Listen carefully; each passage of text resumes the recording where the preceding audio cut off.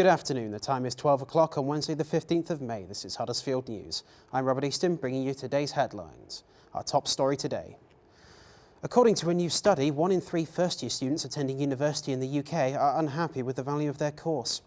The report, commissioned by the consumer watchdog Which, in conjunction with the Higher Education Policy Institute, suggests that dissatisfaction grew notably when fees rose by up to £6,000 last year. Tuition fees have risen by just under 900% in the past 6 years. We asked students of the University of Huddersfield if they felt their course was value for money.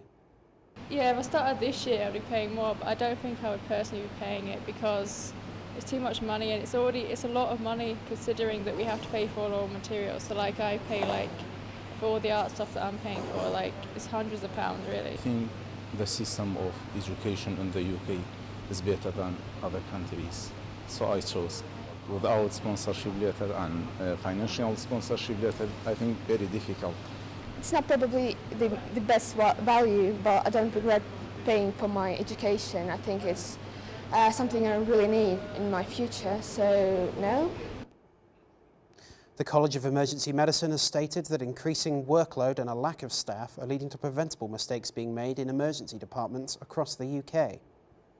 Research has suggested that between 15 to 30% of patients being treated in A&E are not in need of emergency medical care.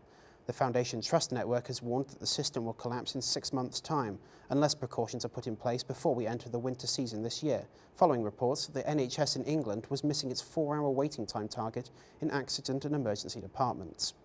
The college has made a recommendation to the government suggesting that accident and emergency departments could pass on some of their workload to GPs and other non-emergency services.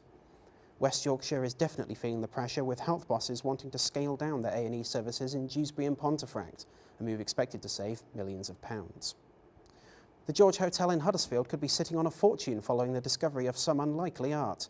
Trey Galloway has more. A doodle given to a hotel waiter could be worth a fortune. A drawing done by artist L.S. Lowry was given to a waiter at the George Hotel in Huddersfield. Long-serving waiter Angelo Salvini was given the drawings by Lowry during a stay in his 1960s and early 70s. The artist, then in his 80s, befriended the waiter during his visits and gave him 3 drawings in total, which are now to fetch between 31 and 43,000 at an auction.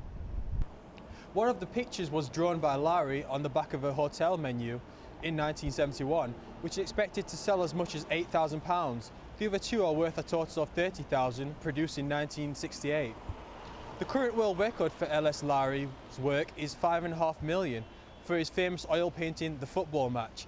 However, for the waiter, Salvini, this could potentially be the most generous tip ever recorded in Huddersfield.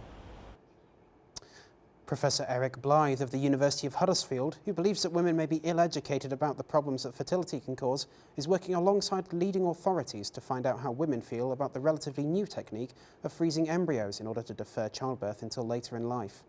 He decided to conduct this research following a study in Singapore, which concluded that more women were delaying pregnancy because of concerns about the growing popularity. Women from the university were invited to take part in a survey which closed on Monday, with over 500 responding. We spoke to Professor Blythe about his intentions for the study.